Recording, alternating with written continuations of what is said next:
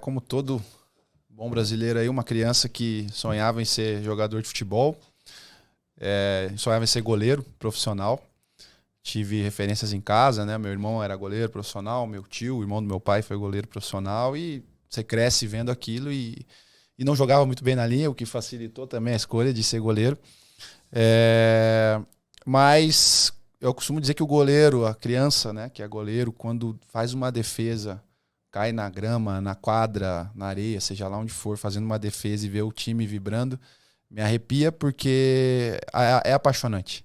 É muito legal ser goleiro. Eu acho que o goleiro ele é um ser humano diferente, tem um estilo de vida diferente. Ele tem que ser mais responsável, ele geralmente treina mais. Todo mundo sabe aqui, né? Eu vou ficar repetindo, mas a falha do goleiro ela é fatal, então por isso ele é muito cobrado. Então, sou um cara que tentou ser goleiro profissional, joguei 9 anos nas categorias de base do Curitiba Futebol Clube. Sou grato a esse clube imensamente porque me tornou um profissional do futebol, mas também por todo esse tempo de casa me fez como cidadão. Né? Então foi um clube que na época que eu passei por lá na base me ajudou a me formar enquanto pessoa também, então foi muito legal. E fui dispensado do Curitiba na categoria sub-20. Não acho hoje que seria um grande goleiro profissional. Hoje eu tenho essa consciência. Na época, com aquela frustração de ser dispensado, você acredita que todo mundo está errado e você é o único que está certo. Mas o tempo vai passando e a gente vai entendendo essas coisas. E tenho que agradecer muito ao meu pai, Rodolfo Mel. Para quem não sabe, também trabalha com futebol, é preparador físico. Ele nunca me deixou parar de estudar. Porque com 17 anos, com 15 anos, você tem certeza que você vai ser jogador profissional. E chega um momento que isso não depende somente de você, do teu esforço, depende muito, muito disso, mas às vezes a vida, as circunstâncias da vida vão te mostrando que esse não é o caminho. E meu pai nunca me deixou parar de estudar, eu queria parar de estudar com 18 anos, com 17 anos, não queria ter feito vestibular, e ele foi me cobrando, talvez, obviamente, né, por ter experiência no futebol e saber o quanto é difícil. E foi a melhor coisa que aconteceu na minha vida, porque ao mesmo tempo que eu fui dispensado, eu tinha acabado de passar no vestibular. E aí eu fui fazer educação física, eu já tinha certeza absoluta que eu ia ser treinador de goleiro. Por quê? Porque eu era muito crítico quando eu jogava. Então eu perguntava muito para os meus treinadores de goleiros, e eu não preciso citar nomes aqui, mas só para vocês entenderem, né? Eu tinha um treinador de goleiro que mandava a gente ir para o Parque Barigui e dar 3 voltas no Parque Barigui. E cada volta no Parque Barigui, para quem é de Curitiba aqui, sabe que são 3.300. Então são quase 10 quilômetros. Hoje, em 2023, o goleiro não percorre essa distância, com raras exceções. Imagina naquela época. E eu já questionava, por que a gente não treina com bola? Se a gente tem aqui um monte de grama. Um dia eu peguei as bolas com o roupeiro, escondido, e levei. Quando eu saí do ônibus com as bolas, o cara só faltou ter um ataque do coração. O que você está fazendo com bola aí? Então eu fui muito crítico sempre. Eu tinha certeza que ia ser treinador de goleiros. Comecei num projeto sensacional que eu preciso falar aqui, que é o Trieste Futebol Clube.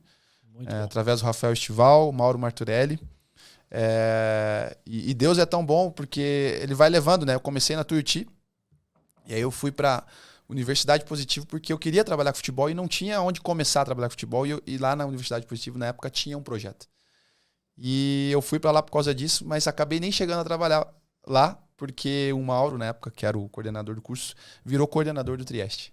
E me convidou, porque talvez o único treinador de goleiro que tinha, né, que ele conhecia, me convidou para ir trabalhar no Trieste, que hoje é uma potência que revela jogadores aí, acho que para o mundo inteiro, né? Vamos falar assim. Sim. E revela muito profissional. Esses que você falou no início também trabalharam lá. E devo muito a esse clube. De lá, tive a oportunidade de ir para o Atlético Paranaense, onde fiquei 8 anos trabalhando do sub-15 até o sub-23. Então também devo muito ao Atlético Paranaense porque é uma escola realmente forma profissionais. E eles investem na formação do profissional. Até hoje, assim, isso é muito legal. Eles não têm medo de investir no profissional e daqui a pouco perder esse profissional. Eles não estão muito preocupados com isso. Eu acho que os resultados também em campo mostram que essa galera que eles investem também dão resultado. E aí comecei minha carreira profissional em 2016, fui para o Bahia, Esporte Clube Bahia. A gente conseguiu subir o time da segunda para a primeira divisão, ajudar, né, nesse processo. Campeão da Copa do Nordeste. Aí vem para o Paraná Clube, Vasco da Gama, e chego no Curitiba, onde Eu fico lá um período de 2 anos também. Subimos o time, né, na época para a Série A, de 2019 para 2020. E 2020 não fizemos um brasileiro tão bom de novo, caímos. E 2021 me aparece o convite para ir para a seleção brasileira feminina. E um grande sonho, porque eu trabalhei nesse período todo antes de chegar nesse ponto profissional, trabalhei muitos anos na categoria de base da seleção brasileira. E aí eu sempre queria ser contratado da CBF, para poder fazer um trabalho a longo prazo, para poder tentar fazer um trabalho relacionado à formação.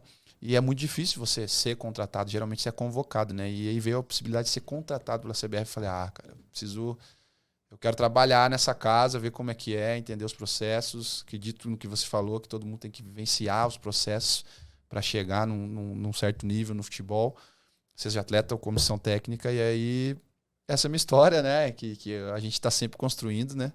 E tem um objetivo muito grande aí. Se vocês perceberem, a camisa da Seleção Brasileira Feminina não tem estrela. A masculina tem 5. E as meninas pediram para que tirasse as 5 estrelas da camisa delas, que elas não têm, e elas querem conquistar a própria estrela. Sensacional. E esse é o maior objetivo. Esse ano é um ano de Copa do Mundo. Ano que vem é um ano de Olimpíadas. Eu espero terminar esse ciclo, pelo menos, né, até 2024 lá. E o futuro a Deus pertence, né, Vinícius? Você falou do Bahia. No final de semana eu vou para Salvador, vou acompanhar o Bavi. Quem mandou um abraço para você foi o René Marques.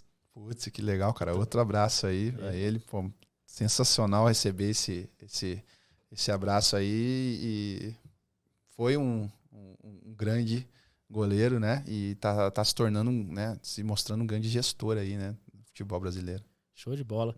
Quanto tempo você ficou à frente das categorias de base da seleção? De 2011 até 2018, cara. Não à frente, né? Nunca à frente do processo. Convocado, eu trabalhei muito na Sub-17 e na 20, né? Sim.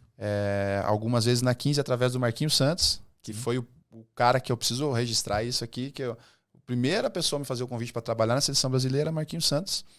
Quando ele assumiu a Sub-15, o Ney Franco era o coordenador, ele assumiu. Detalhe, e eu dei tanta sorte. Curitiba e você no Atlético. Exatamente. E eu trabalhei com ele no Atlético no início da carreira. E eu dei tanta sorte que eu trabalhei uma convocação só na Sub-15 e o Rogério Maia, que era o treinador de goleiro da Sub-17 da seleção, precisou ir para Sub-20 com o Ney Franco. E aí eu subi para 17. Trabalhei com o Emerson Ávila ali vários anos e depois na gestão do Galo, depois na gestão do Damiani. E assim foi, cara. Sou muito grato aí a Deus, porque são oportunidades, né? É uma coisa que é difícil acontecer, todo mundo quer estar. Não me acho que sou o melhor por estar lá, porque eu acho que isso sim depende de uma oportunidade, de ter alguém conhecido, mas acho sim que estava preparado quando surgiu a oportunidade. Então, eu acho que sendo atleta, sendo de comissão técnica, estar preparado, porque as oportunidades vão aparecer.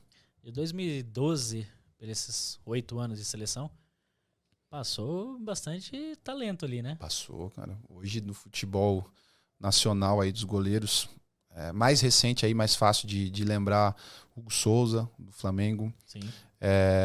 O Gabriel Brazão, que tá é contratado da Internacional de Milão. Vinícius, que era goleiro tá no Cuiabá hoje, mas era goleiro do Cruzeiro até pouco tempo. Thiago, que foi goleiro do Flamengo, hoje está em Portugal.